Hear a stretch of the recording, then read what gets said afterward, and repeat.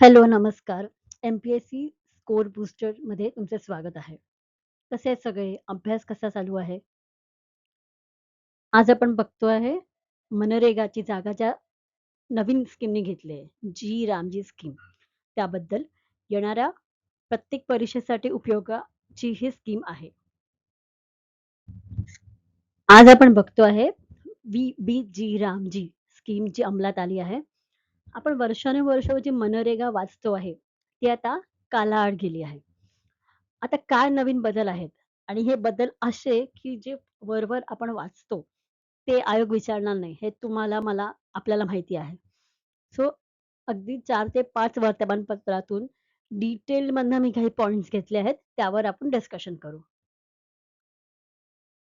व्हिडिओला सुरू करू. एक-एक पॉइंट आपण व्यवस्थित बघूया. बघा, जी रामजी स्कीम अंमलात आली आहे. आता तुम्ही एक काम करायचंय. मनरेगा पूर्ण तुम्ही वाचायची आहे. कारण असं समजू नका, काळा आड नक्की गेली आहे, पण आयोगासाठी तितकीच अजूनही महत्त्वाची आहे. ठीक आहे? सो तुमचं हे काम राहील. मनरेगा तुम्ही वाचायची आहे. आपण व्ही-पी-जी रामजी ॲक्टबद्दल सर्व काही पाहू. Point number 1 employment guarantee increased. रोजगार हमीमध्ये वाढ. किती वाढ? 100 दिवसांची जी गॅरंटी होती, जी हमी होती, त्याच्याऐवजी आता किती दिवस दिले जातील? 125 दिवसांपर्यंत वाढवण्यात आली आहे. म्हणजे रोजगार किती दिवसांचा मिळेल आता? रोजगाराची हमी किती दिवसांची आहे? 125 दिवस. ठीक आहे. Point number 1. मुद्दा नंबर 2 सीझनल पॉज, हंगामी स्थगिती. बघा, हे नव्हतं मनरेगामध्ये, हे इथे ॲड झालंय. जेव्हा शेतीची काही कामं चालू असतात ना, तेव्हा काय होतं, मजुरांची कमतरता होते. म्हणजे मजूर जर इथे या अनस्किल्ड कामात असतील मनरेगाच्या, तर त्यावेळेला तिकडे कमतरता व्हायची. म्हणून ही हंगामी स्थगिती आहे. शेतीसाठी मजुरांची उपलब्धता सुनिश्चित करण्यासाठीच्या उद्देशाने पेरणी आणि कापणीच्या मुख्य हंगामादरम्यान रोजगार हमी योजनेला 6 दिवसांची स्थगिती. त्यानंतर सुधारित निधी वाटप, रिवाइज्ड फंडिंग. आता ही रिवाइज्ड फंडिंग जी असेल ना, ती कशी असेल बघा, सेंटरकडे 60%, केंद्राकडे 60% आणि राज्यांकडे 40%. म्हणजे हा आता राज्यांवरती एक आर्थिक भार आलेला आहे, जो आधी नव्हता. ठीक आहे. यानंतर विधिमंडळ जे नसतील, त्या केंद्रमध्ये प्रदेशात 100% खर्च केंद्र सरकारवरती येतो.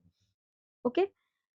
सो आपल्याला 2 गोष्टी लक्षात ठेवायच्या आहेत. आता नवीन ह्याच्यानुसार केंद्र 60%, राज्य 40%, ईशान्य आणि हिमालयकडील राज्य ह्यांचं केंद्र 90% आणि बाकीचे 10% आणि ओव्हरऑल जिथे विधिमंडळ नसलेले केंद्रशासित प्रदेश ते 100% खर्च केंद्र सरकार करते.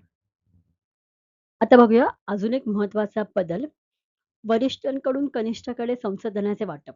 आता काय होईल बघा, काही प्रमाण निश्चित केलेले आहेत केंद्र सरकारने. ठीक आहे. हे काही प्रमाण असतील. या प्रमाणानुसार काय होईल? निधीचं वाटप होईल. आधी कसं होतं बघा, आधी ना म्हणजे मनरेगाच्या वेळेला श्रम अर्थसंकल्पावर आधारित हे वाटप व्हायचा निधीचं. आता कसं असेल? वरिष्ठांकडून कनिष्ठांकडे हे संसाधनचं वाटप होईल. सो हा एक बदल आहे. ठीक आहे. त्यानंतर बघा, ग्रामीण रोजगार गॅरंटी कार्ड. आधी काय होतं? MNREGA job card. याची जागा घेतली आहे ग्रामीण रोजगार गॅरंटी कार्ड ह्याने. हे मनरेगाची जागा घेईल. ह्याची व्हॅलिडिटी वैधता 3 वर्ष असेल. त्याच्यानंतर हे रिन्यू केलं जाईल. ह्याच्यानंतर बघा, दुसरा मुद्दा, ग्रामीण रोजगार हमी कार्ड.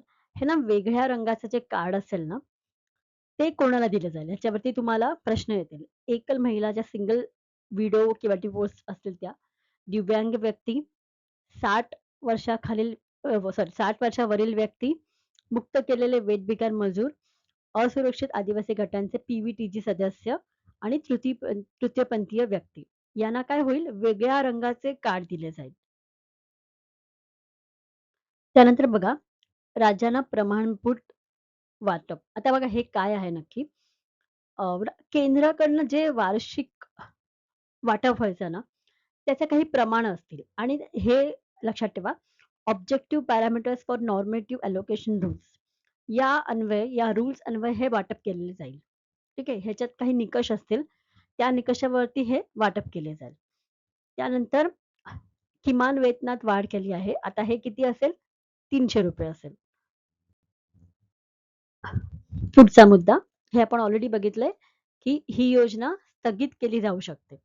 तिथे शेतीचं आता काही हंगामाचं काम सुरू आहे, तर तिथेही काही काळासाठी स्थगित केली जाऊ शकते.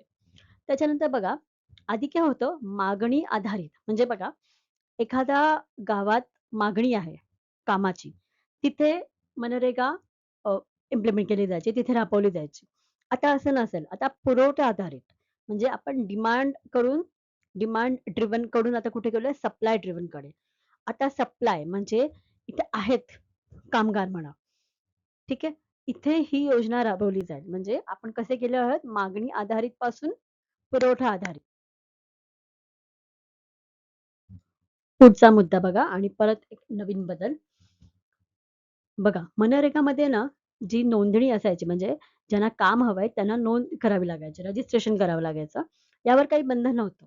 कितीही लोकं, कितीही मजूर रजिस्ट्रेशन करू शकत होते. नवीन स्कीममध्ये मात्र इथे त्यांनी मर्यादित नोंदणी ठेवली आहे. ठीक आहे? हे बघा, मनरेगा अंतर्गत असलेल्या मुक्त नोंदणी पद्धतीपेक्षा वेगळी स्थिती येथे असते. यात नोंदणीसाठी पात्र असलेल्या लाभार्थ्यांचे किंवा कामगारांची संख्या मर्यादित किंवा त्यावर कमाल मर्यादा म्हणजे समजा एखादं गाव असेल, समजा तिथे त्यांनी एक मर्यादा टाकली, ते 100च लोकं रजिस्टर करू शकतात, उदाहरणासाठी. असा हा नवीन बदल या स्कीममध्ये आहे.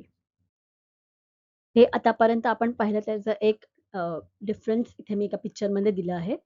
एकदा वाचून घ्याल. इंग्लिशमध्ये आहे, पण सोप्या पद्धतीने दिलं आहे. Thank you so much. अभ्यास करत राहा, रिव्हिजन करत राहा. ते जास्त महत्त्वाचं आहे. भेटू लवकरच.